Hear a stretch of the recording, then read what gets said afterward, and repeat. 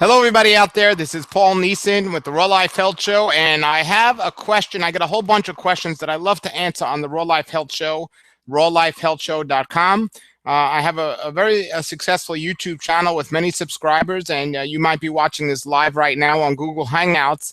I didn't have this planned, but I figured maybe somebody's looking at my channel right now, and I figured I'd answer this question live instead of recording it and preloading it and editing it and uploading it. And I figured maybe somebody come in and have a question for me.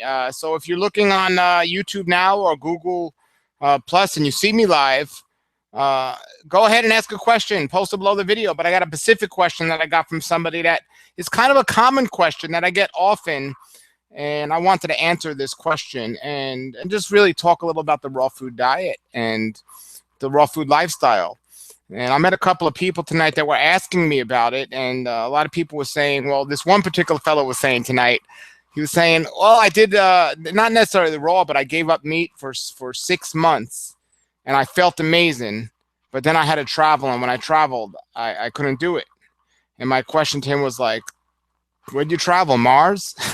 They have meat. I mean, what were you eating when you were traveling? There's fruits and vegetables pretty much everywhere. You don't need to just go and eat meat somewhere. I mean, you know, just because you're not home. So, and I don't know where in the world you could travel where they have meat, but they don't have fruits and vegetables. Yeah, they might not have organic.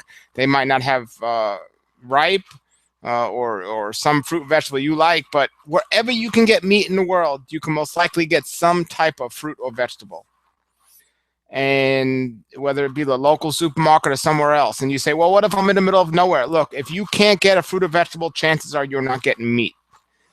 But regardless, you know, I tried to encourage him and tell him, you know, we try to, when we get out of what we normally do, so when you made a change to a vegetarian diet, you were doing good with no meat, and then you went on the road again, it kind of shifts our thinking, and we think like an excuse. Okay, I'm not home, so maybe I can do this. It's kind of like exercising. If you're home, you exercise every day, you're doing great, then you go away and you're like, well, I'm on vacation, so I'm not going to exercise. You still could exercise, but you just, you know, you use that almost like being away from home as an excuse. And we got to be careful about that if we want to live a healthy lifestyle. I always have to laugh when somebody does something like, oh, I eat healthy 6 days a week, but Sunday's my cheat day or something like that. I'm like, well, what does that mean?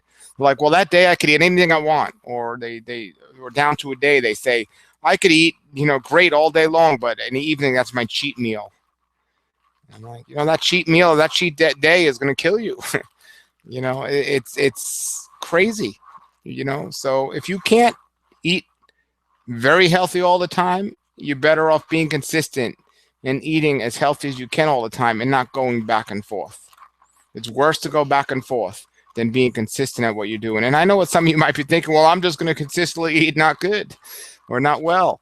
And that's not the answer, folks. The answer is to do the best you can do, but study and learn what the best is. And we could all do great. You know, for myself, I've now been doing this almost 20 years. And yeah, I've experimented with doing other things and eating different ways, but it all came back down to this is the best way to do it. And that's what I recommend we do. So I have a specific question that I get often, and you might be one of the people that think about this. And the question is, and as you see the title here, what type of raw food is the best? Well, the question that I get is, and let me just pull it up here. And somebody asked me this. I said, I'm going to answer this on the live. Okay, it said, do you? And so I have a lot of videos. I have over 1,000 videos on the internet about raw foods or just the raw food lifestyle, not just food or diet alone. And the question was, do you have a video on what type of raw food is best? And that's the first sentence of the question. There's more to it.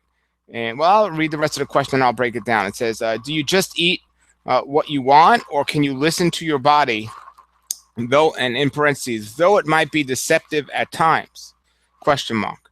And it says, there is a lot of confusing information out there for us vegans who want to go raw, or even just add more raw food. And I would love to know where you stand on that. Well, so that was what the person asked, and let's break that down. And the first part of the question was, do you have a video on what type of raw food is best? And my answer would be food that is ripe and in season is usually the best for you. Food that is local, ripe and in season. Yeah, because it might be wintertime in New York City and snowing or somewhere. And if you're going to get a watermelon that's ripe and fresh in the tropics and they're going to fly it to you in New York, it might not be the best for you. So local and ripe would be two answers for what food is best. So that's always changing. And there's many variables in terms of what condition you're in, how your body is in. I'm not going to tell somebody with cancer and diabetes that dried fruit is the best thing for them.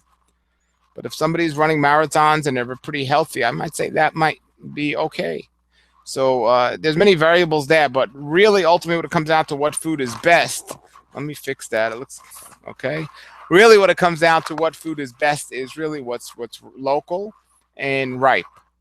And the best way to get local ripe food, folks, is to grow it yourself.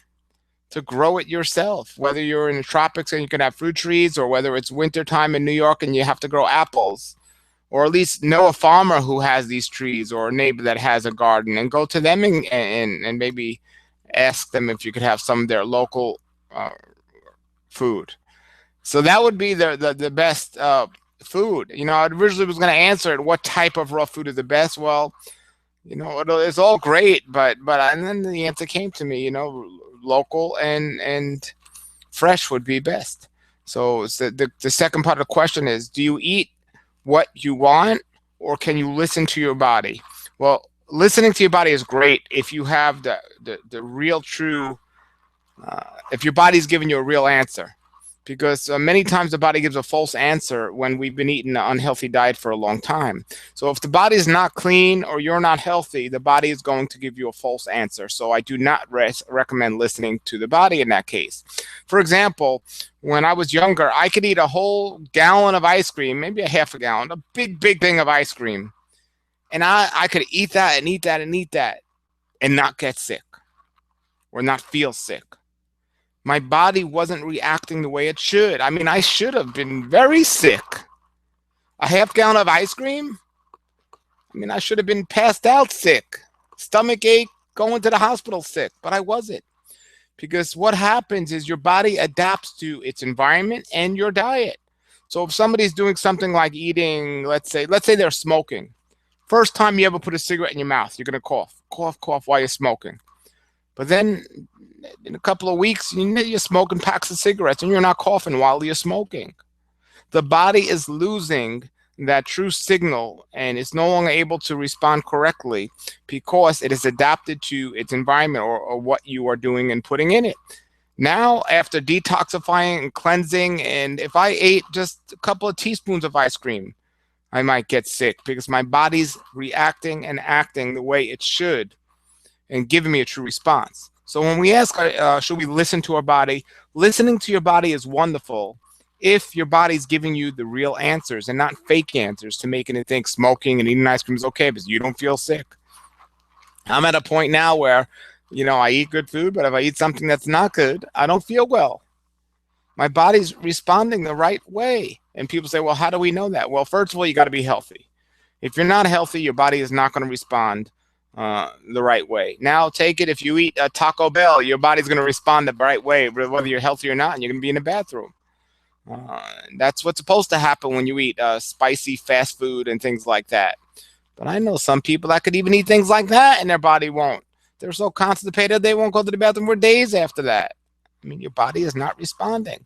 So I'm not talking about never responding. I'm talking about all the time it's going to respond the correct way. Because even if you're unhealthy, sometimes it might respond the correct way in a desperation move or something, and we might not see the signs. But all the time, if your body's responding the right way, yes, it's great to listen to your body. Now, if it's not responding the right way all the time, you have to know, is it responding the right way or not? And I mean, it really takes some knowledge to understand what foods are good for the body and what isn't. So like when I used to go to like weddings and occasions, they used to give you a meal. So the first thing they used to bring out was a cantaloupe. So they would put the cantaloupe on the table, on a big plate with a big silver spoon. Everyone eats their cantaloupe.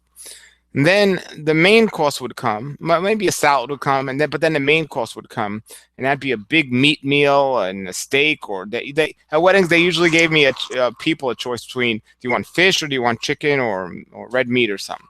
So regardless of which one you choose, you just ate a cantaloupe. A cantaloupe and meat is not a good combination. And then for dessert, they often give you a fruit plate or something else. So I remember this happened to a good friend of mine, and they would always feel upset. Their stomach would feel upset when they ate like this, and they would say things to me like, "Oh, that cantaloupe was bad, or I must have ate some spoiled fruit." No, I mean, first of all, the meat you were eating probably caused a stomach ache, but the combination of the foods definitely caused an issue as well. So you see, you have to really understand and get knowledge to do that. And there's food combining charts on my website and in my books, and so that's what I recommend. Now I'm going to continue with this question and break it down. We got several people viewing right now, and I'm live. This is Paul Neeson, your Health Watchman. If you have a comment or question, post them below the video wherever you're seeing this, and I'll try to answer it. I didn't plan on staying long tonight. Just wanted to tackle this question, but it's a good question. So we covered, do you have a video on what type of raw food is best? I answered that. Local and ripe is the best. Of course, if it's organic, that's great, but local and ripe. Do you just eat what you want, or can you listen to your body? And they put in parentheses, though it might be deceptive at times. Yeah, so since it's deceptive at times, you don't want to listen. You wouldn't listen to people you knew were deceptive. So, or you would question them or proceed with a lot of caution. Same thing here.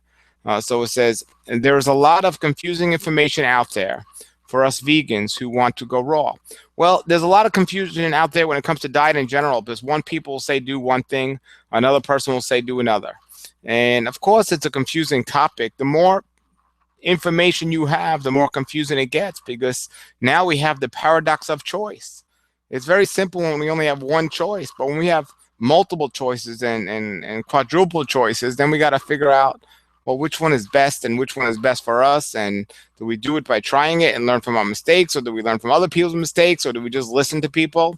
But the person said he's vegan that asked this question, and that is a good thing, because that means you've already made most likely the transition, unless you were born and lived your whole life vegan, but most likely not. So you made the transition to a vegan diet. And when you're first making a transition to a vegan diet, it can be quite confusing as well. But once you get that information and that knowledge, it becomes quite secondhand nature to just being able to just do it and figure out what the vegan is. Well, it's the same thing with the raw food diet. It's actually easier.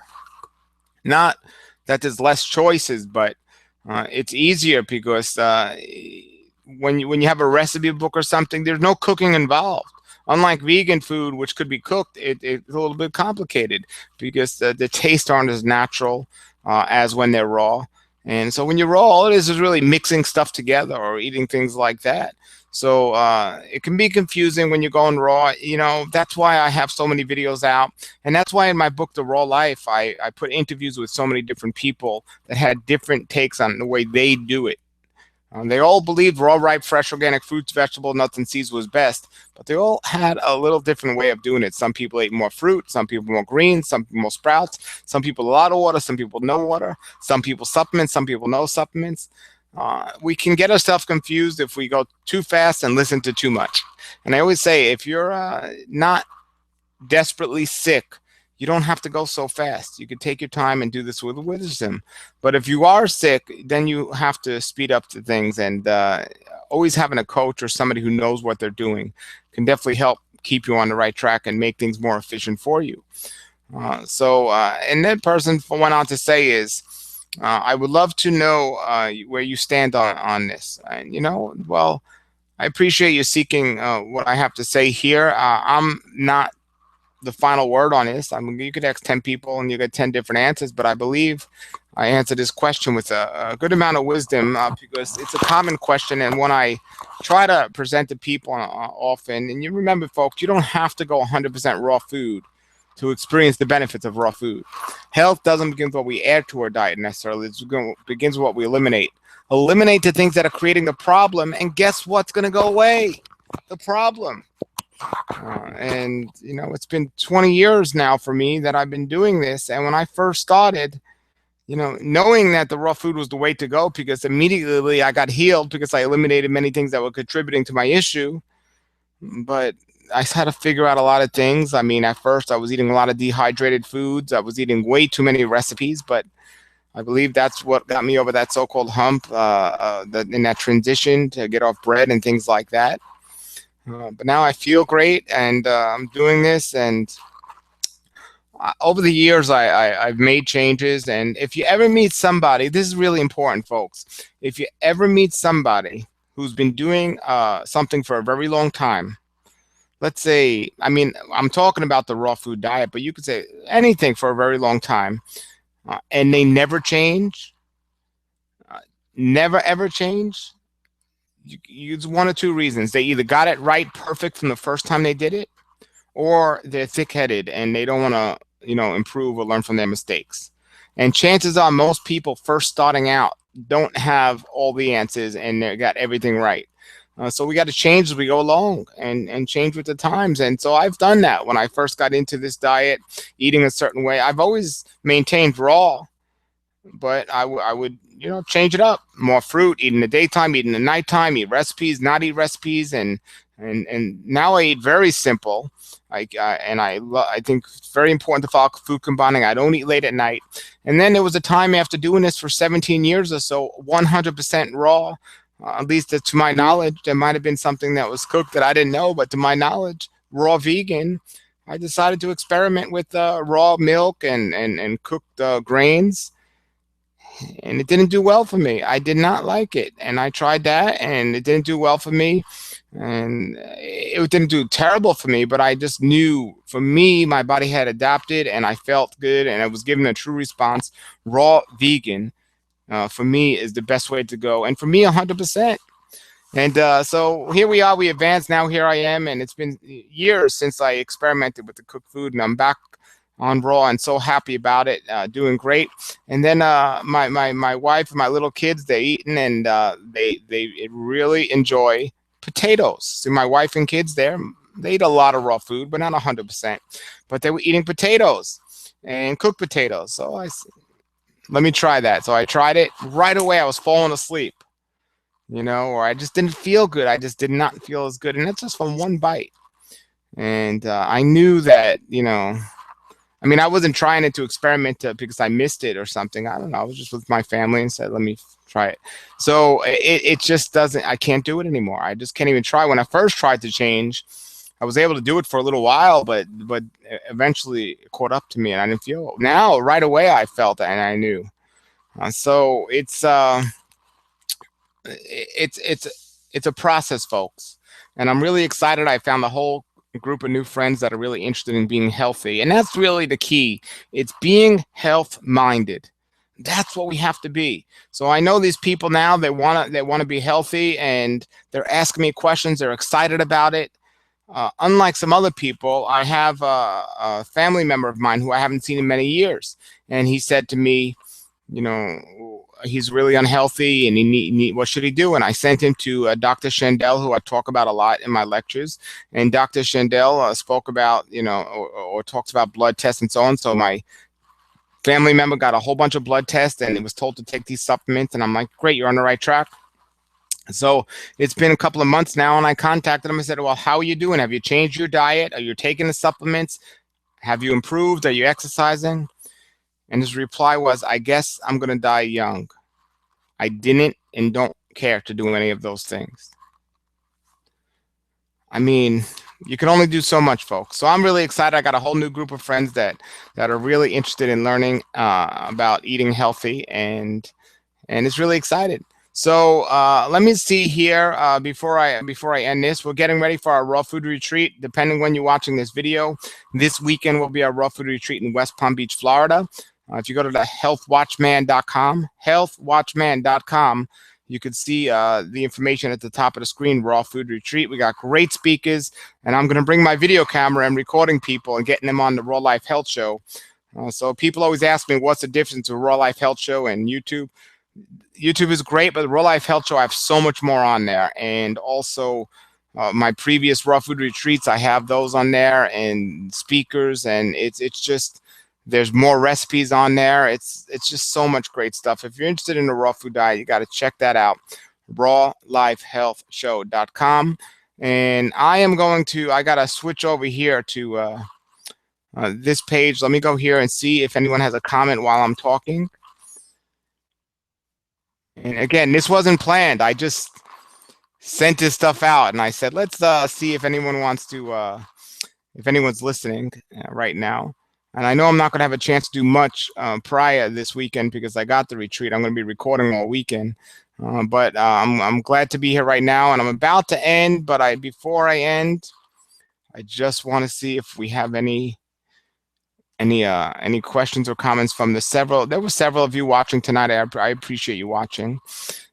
And if you want to get more stuff, you can just check out my website. Let's see here.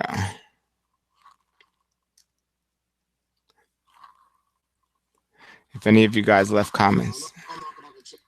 Okay, no comments. All right, that's cool. Thanks, guys, for watching. This is Paul Neeson, your health watchman, and I'm excited to do this and answer the question. But again, that question was, what type of raw food is best? And it's a very, very common question we often get, is what type of raw food is best? And to review, local, ripe, and we all know about organic, and organic is great, but local and ripe. And then you got to look at your who you are and where you're at. If you're sick, or if you're just looking to experiment with raw, if you eat mostly raw foods, or if you don't eat any raw foods. If somebody eats no raw foods out there at all, I would say definitely the green foods. You got to get some greens. You got to get chlorophyll in your body. You need that. Health is more than just diet alone, folks. That's why I call all my stuff Raw Life and not just raw food or raw diet. But diet is a big part of it, so we got to keep it all together. All right, everybody, thank you for checking us out. Get over to Raw Life Health Show and check that out. If you're watching on Raw Life Health Show, good move.